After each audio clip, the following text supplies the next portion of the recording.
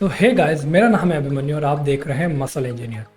आज के इस वीडियो में हम बात करने वाले हैं कि क्या फैट लॉस या मसल बिल्डिंग के जर्नी के अंदर राइस और चपाती का रोल क्या होता है। क्या आपको इसे खाना चाहिए, नहीं खाना चाहिए। जैसे बहुत सारे लोग आपको बोलते हैं कि अगर आप फैट लॉस की जर्नी पे है तो आपको चपाती और राइस तो छोड़ना ही होगा, अगर आप वो नहीं छोड़ेंगे तो आप फैट लॉस नहीं कर पाएंगे। तो इस वीडियो के अंदर हम उसी के बारे में बात करने वाले हैं। तो अभी तक अगर आपने हमारे चैनल को सब्सक्राइब नहीं किया है तो इस चैनल को सब्सक्राइब कीजिएगा ताकि हमारे सारे वीडियोज़ के सबसे पहले नोटिफिकेशन आप तक पहुँचे और जुड़े रहिए इस वीडियो में एंड तक। तो गाइस, सबसे पहले आपको ये समझना होगा कि प्रोटीन, कार्बोहाइड्रेट और फैट्स, इन तीनों की ही रिक्वायरमेंट क्रूशियल होती है, हमारी बॉडी के लिए इंपॉर्टेंट होती है। जितना ज़रूरी प्रोटीन होता है मसल बिल्डिंग के लिए, उतना ही ज़रूरी कार्बोहाइड्रेट्स होते हैं एनर्जी प्रोवाइड करवाने के लिए, और उतने ही ज़रूरी होते हैं हेल्दी फैट्स। इसके अंदर आपको ये चीज़ ध्यान रखनी होगी, हम प्रोटीन खाते हैं ताकि हम मसल बिल्ड कर सकें, नए मसल फाइबर्स को जनरेट कर सकें।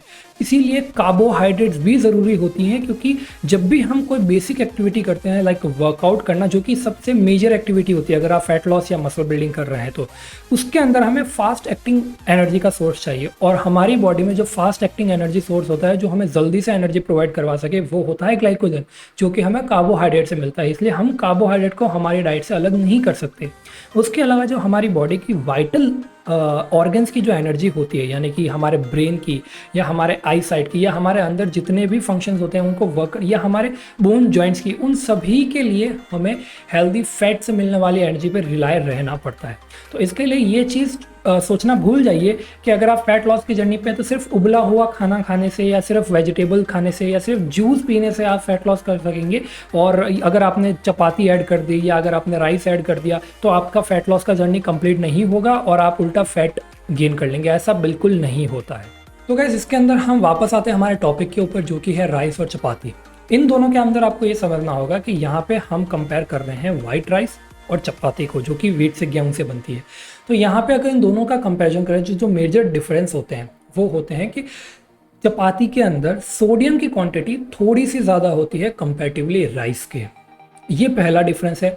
दूसरा डिफरेंस की अगर हम बात करें तो चपाती और राइस, इन दोनों के अंदर, चपाती के अंदर फाइबर्स की क्वांटिटी जो होती है वो राइस से थोड़ी ज़्यादा होती है। इसका रीज़न सिंपल है कि व्हीट के अंदर सबसे ज़्यादा फाइबर होता है, उसके बाद ब्राउन राइस के अंदर फाइबर होता है, उसके बाद वाइट राइस के अंदर फाइबर। बट इसका मतलब ये नहीं है कि वाइट राइस खाए नहीं जा सकता या वो डाइट के अंदर हम यूज़ नहीं कर सकते। वाइट राइस को भी हम यूज़ कर सकते हैं, बट फाइबर की क्वांटिटी बढ़ाने के लिए आप अगर राइस के साथ लेंटिल्स या पल्सेस या उसके साथ वेजिटेबल्स ऐड कर देंगे, जैसा कि आपने देखा होगा कि हम अगर चावल खाते हैं तो सिर्फ चावल नहीं खाते हैं, चावल के साथ या तो राजमा खाते हैं या चावल के साथ दाल खाते हैं, या अगर आपने देखा होगा तो चावल और मूंग के दाल दोनों को मिक्स करके खिचड़ी बनाई जाती है, तो उसको खाते हैं, ताकि हमारी प्रोटीन और फाइबर दोनों की क्वांटिटी को बैलेंस किया जा सके। जो लास्ट डिफरेंस होता है गाइस, वो होता है कि राइस के अंदर कैलोरी ज़्यादा मिलती है बट उसके सैटिटी लेवल्स कम होते हैं।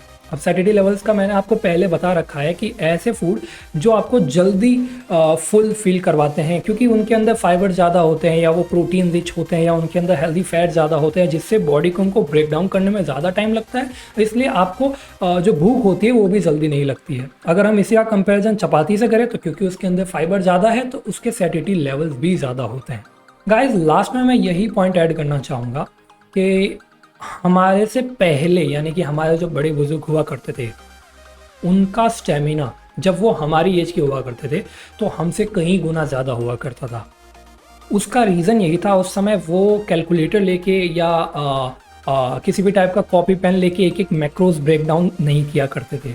वो अपनी डाइट को बैलेंस रखते थे, हेल्दी डाइट लिया करते थे। जब भी खाना खाते थे इतना पूरा भर के खाना नहीं खाते कि एक साथ में 6, 8, 10 चपातीज या इतना लेके, वो एक बैलेंस डाइट लिया करते थे।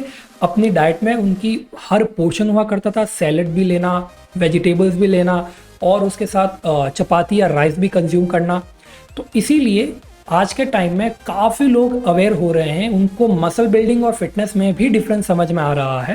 दैट फिटनेस का मतलब ये नहीं होता कि 16 इंच का बाइसेप या 29 इंच की वेस्ट और 18 इंचेस के shoulder. It is not what fitness look like.